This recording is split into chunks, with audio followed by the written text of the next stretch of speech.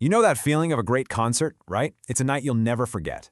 But what happens when one single tour gets so big, so massive, that it starts to act like a force of nature on the entire economy? Well, welcome to my channel. Today we're diving into the incredible, world-shaking phenomenon of the Taylor Swift effect. Let's just start with this number. $2.2 billion. That is the estimated revenue from Taylor Swift's Eras Tour. It actually became the highest-grossing tour in history. I mean, it's a number so huge it's almost hard to wrap your head around. But as you're about to see, this story is about way more than just selling tickets.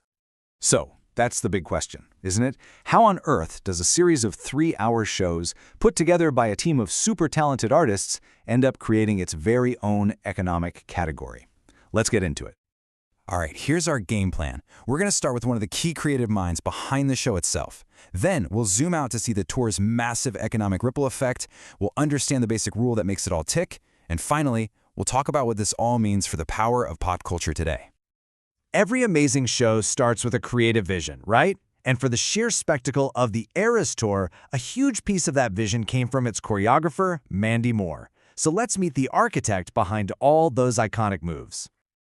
Okay. So when you hear the name Mandy Moore, your brain probably goes straight to the amazing actress and singer. But in the world of dance, there is another Mandy Moore, who is an absolute legend. And she's the one who teamed up with Taylor Swift to design the choreography for the Eras Tour. And you have to love how she handles the name thing.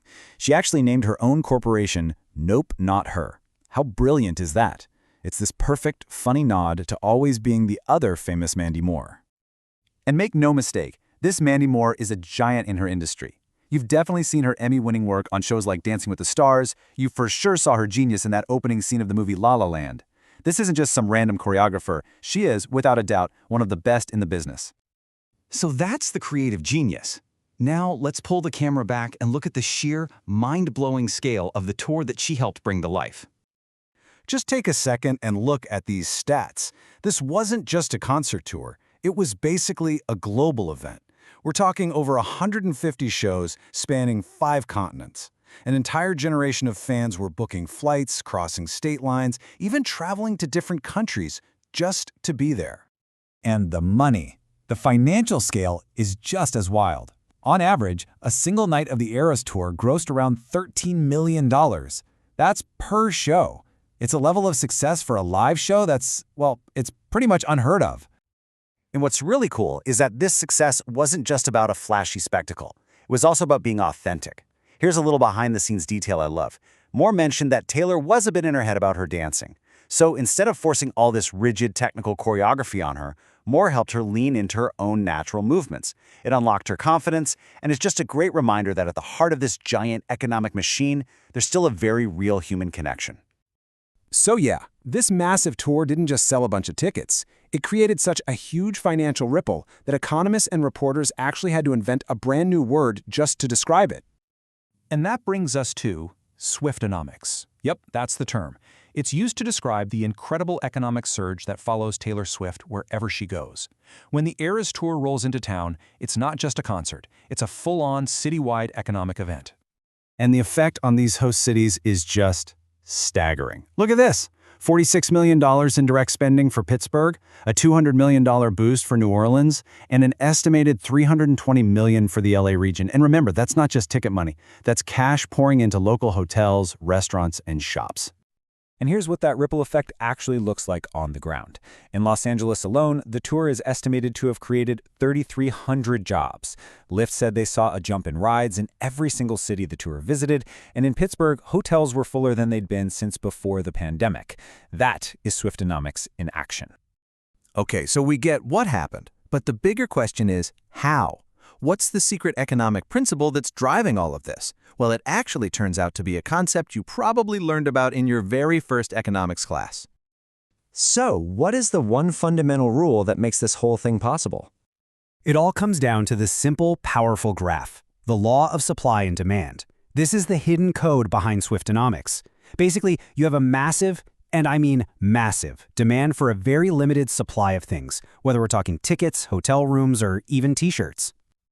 And this chart breaks it down perfectly with some real examples. Think about hotel rooms. Demand goes through the roof as fans pour into the city, but the number of rooms stays the same. The result? Prices skyrocket.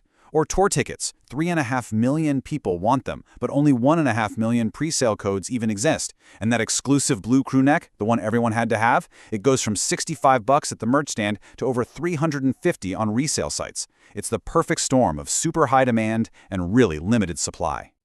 So, when you put all these pieces together, you start to realize this is so much bigger than just a really successful concert tour. This is about the very real, very tangible power that pop culture has in the 21st century. And hey, this isn't just fan hype.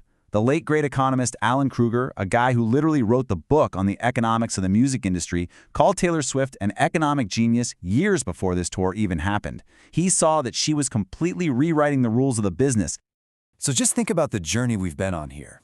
We started with a single dance move, something personal and creative. That move, crafted by an incredible choreographer like Mandy Moore, became part of a global tour.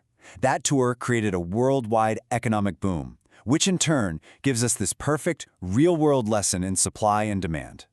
It's all connected. And all of that leaves us with one final, fascinating question to think about.